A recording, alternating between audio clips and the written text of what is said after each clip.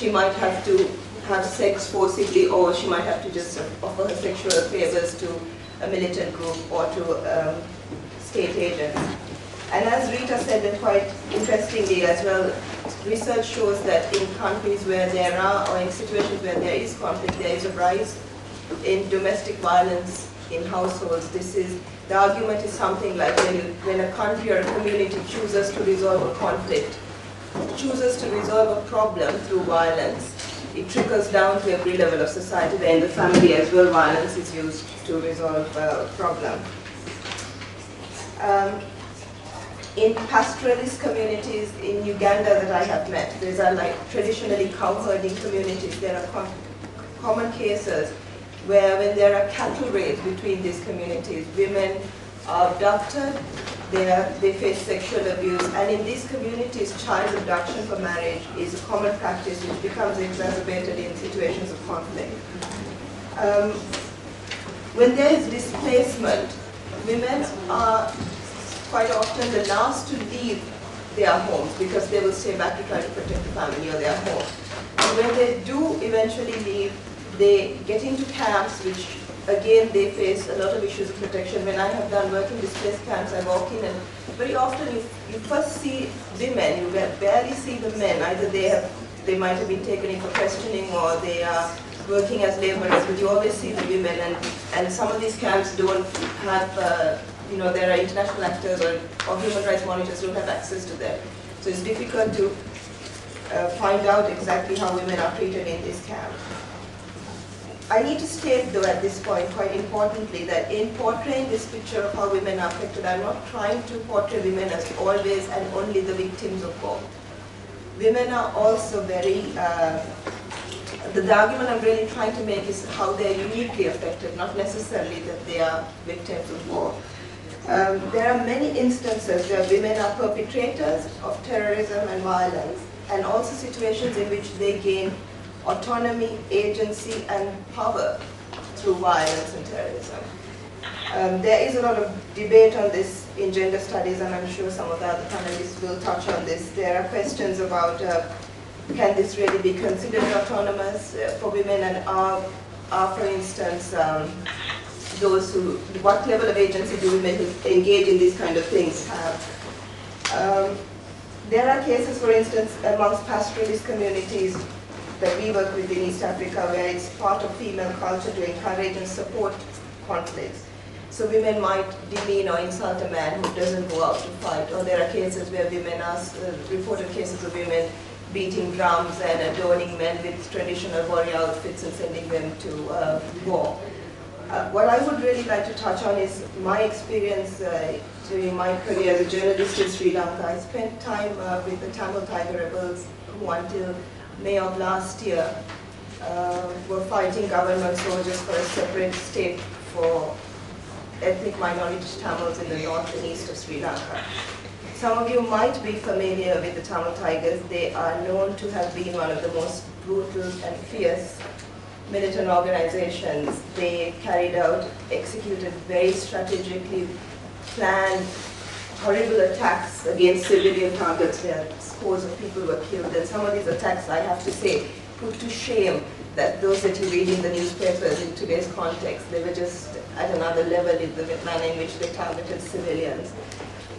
They were also the pioneers of suicide bombings, these modern day suicide bombings. And many of those who conducted these suicide bombings were women. The two most high-profile suicide attacks was the assassination of India's Prime Minister at that time, Rajiv Gandhi, and Sri Lanka's President, Ranasinghe Premadasa.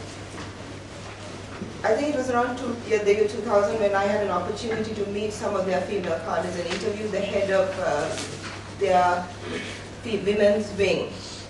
This is the military wing of the women's cadres.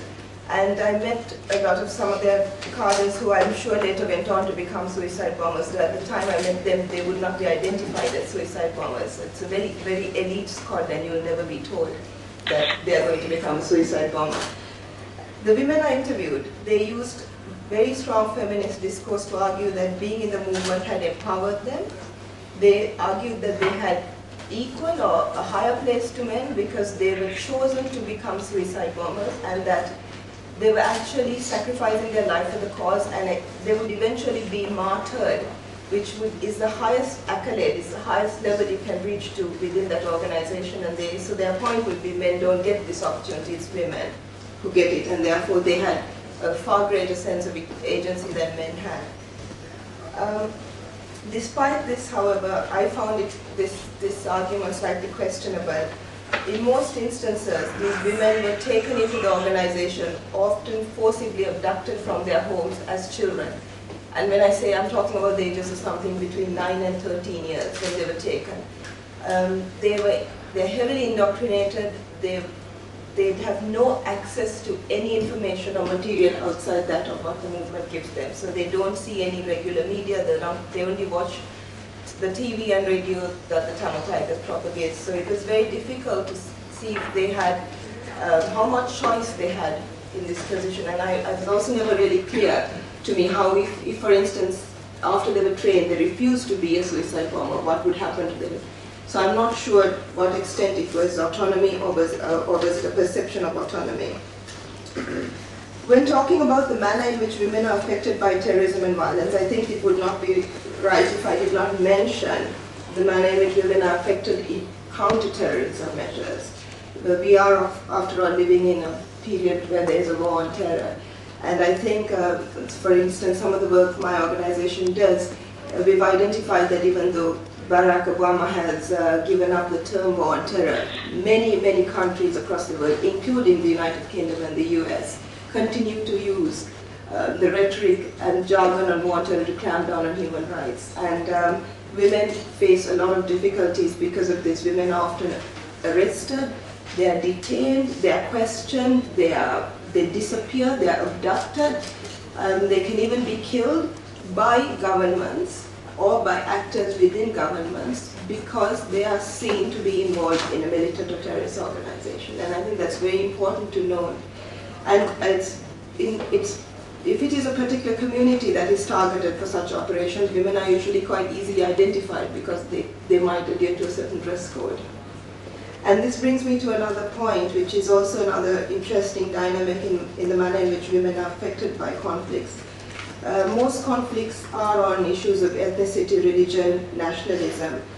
And in some cases, women are pressured, or they may voluntarily, due to pressure, decide to adapt or to have to enhance or to sort of bring out the identity of their community.